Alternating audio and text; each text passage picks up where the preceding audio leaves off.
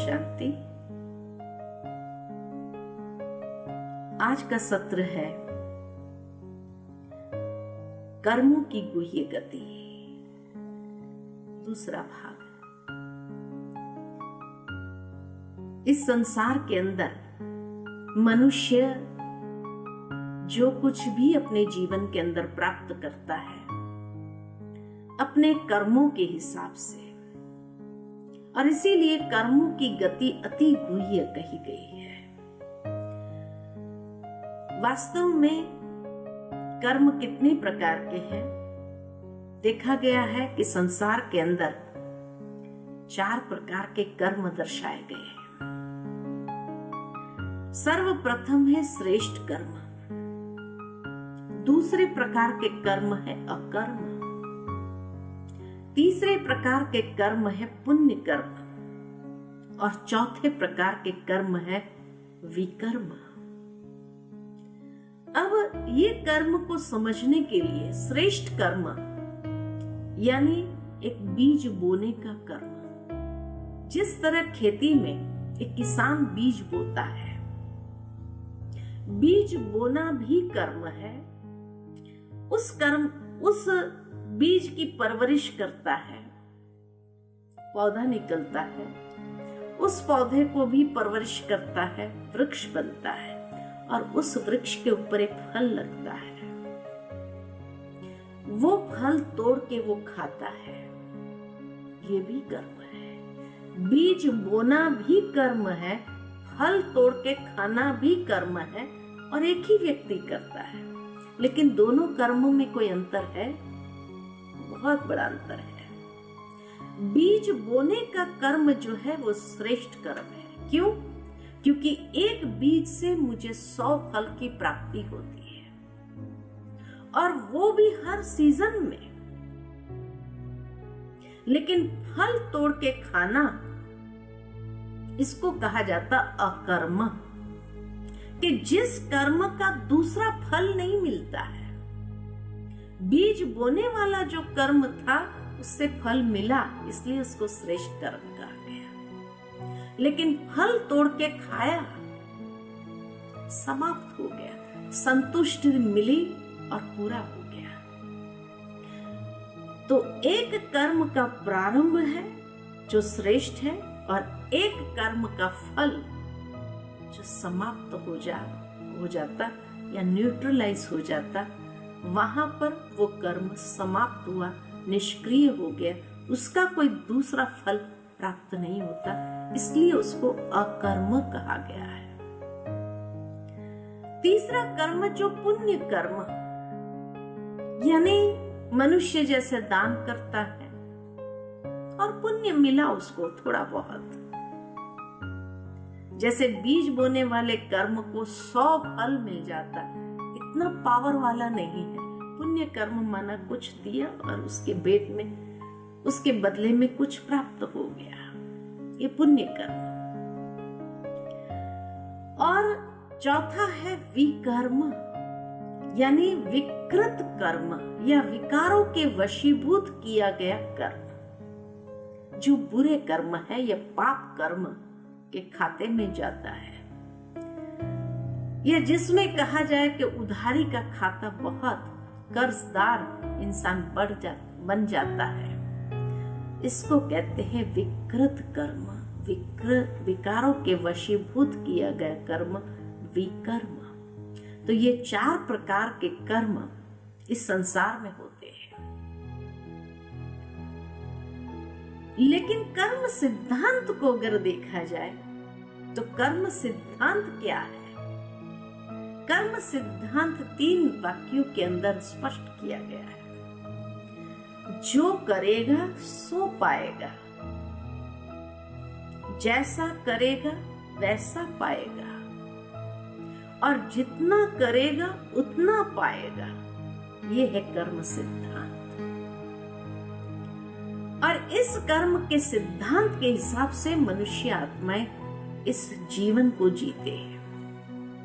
जो करेगा यानी वो जो करेगा सो पाएगा, माना हर कर्म की एक प्रतिक्रिया है, और उस प्रतिक्रिया के हिसाब से उसको प्राप्त होता है।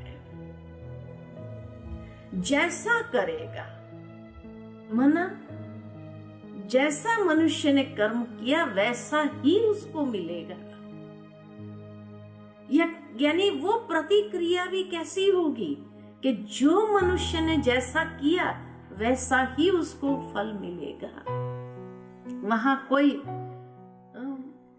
ये नहीं होता है कि समझौता नहीं होता है। और जितना किया उतना ही पाएगा। आज हर मनुष्य की इच्छा रहती है मेरे जीवन में ये भी हो वो भी हो, लेकिन अगर किया ही नहीं है तो कहां से प्राप्त होगा। कई बार वो भगवान से भी शिकायत करने लग जाते हैं, मेरे पड़ोसी को तो इतना दे दिया, मुझे क्यों इतना नहीं मिला। तुमने इतना ही किया है तो उतना ही प्राप्त होगा। तो कर्म सिद्धांत जो व्यक्ति अच्छी तरह समझ लेता है वो इस जीवन के अंदर कम से कम इस तरह के कर्म अपने करना आरंभ करता है तो आगे के जीवनों को संवार लेता है। इसलिए उसको समझना जरूरी है। लेकिन ये कर्म सिद्धांत में अगर देखा जाए कौन सी बातों का ध्यान रखना होता है, तो जैसे खेती बाड़ी में किसान जब बीज बोता है तो कई बातों का ध्यान रखता है, उतना ज्ञान उसको भी है। ठीक इसी तरह इस जीवन रूपी धरनी के अंदर भी हमें ध्यान रखने की आवश्यकता है। तो जैसे जमीन में बीज बोने से पहले जमीन की क्वालिटी को देखा जाता है, ठीक इसी प्रकार हमें भी कर्म के बीज बोने से पहले अपने जीवन की धरनी को अच्छा बनाना है। जीवन की धरनी को श्रेष्ठ बनाना माना चरित्रवान जीवन रूपी धरनी। दूसरा, उसमें बीज बो अच्छे विचारों का, क्योंकि जो अच्छे विचार के बीज बोएंगे वही वैसा उसका फल प्राप्त करेगा। तीसरा, खाद भी डालना होता है तो संयम और नियम की खाद जीवन के अंदर डालनी चाहिए। जितना संयम से जीवन जीते हैं, नियमों से जीवन जीते हैं, उतना वो धरनी में बीज विकसित होता है। फिर उसको धूप भी कितनी देनी चाहिए वो भी किसान ध्यान रखता है। तो धूप है परमात्मा की याद की शक्ति की धूप। जितना हम निरंतर ईश्वर को याद करते जाते हैं तो ईश्वर की शक्ति की धूप भी जैसे उस कर्म के अंदर हमें प्राप्त होती है। फिर उसको जल भी देना है, जल से सींचना भी है। तो ज्ञान अमृत है, तो ज्ञान अमृत से उसको नित्य सींचते चलो। जितना ज्ञान अमृत सुनते जाएंगे, प्राप्त करते जाएंगे, सत्संग के माध्यम से अपनी वृत्तियों को स्वच्छ करते जाएंगे, उतना ये अमृत हमारे कर्मों को भी बहुत सुंदर स्वरूप देने के लिए तत्पर होता है। फिर वायु भी अच्छी चाहिए। तो वायु कौन सी है? तो जैसे घर का माहौल वायु का कार्य करता है। अगर अच्छे संस्कार घर के वायु में है, घर के वातावरण के अंदर है, तो बच्चों के अंदर अच्छे संस्कार बनते हैं और वो जीवन रूपी जीवन के अंदर बहुत सुंदर और आगे बढ़ते हैं। उसके ऊपर फल भी बहुत अच्छे लगते हैं। तो अच्छे संस्कारों का माहौल ये वायु का काम करता है। और फिर जब फल लगता है तो जैसे किसान भी उस फल को बचाने के लिए चिड़ियाओं से उसकी रक्षा करता है या कीड़ा न लग जाए इसका ध्यान रखता है।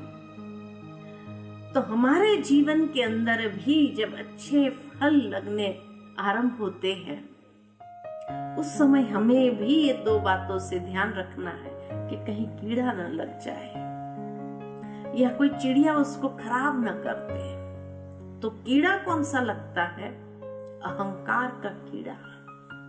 कई बार कई लोगों को अपने अच्छे कर्मों का भी अहंकार आ जाता है, यानी ये कीड़ा लग गया और उस अभिमान में आकर दूसरे के साथ व्यवहार गलत करने लगते हैं, या उसको पक्षी खराब न कर दे उसका भी ध्यान रखना है, यानी संग का रंग नहीं लगना चाहिए। अक्सर मनुष्य जीवन के अंदर जब बहुत अच्छी उसके जीवन में प्राप्ति होने लगती है तो कई बुरी संगत वाले भी आ जाते हैं, और अगर उस संग के रंग में फंस गए तो जो अच्छी कमाई की हुई है वो सारे व्यर्थ उड़ाना चालू करता है। तो ये पक्षी ने खराब कर दिया। ऐसे संग से, इसीलिए संग दोष कहा जाता है। तो संग दोष से अपने आप को बचाना है, न अहंकार रूपी कीड़ा लग जाए या न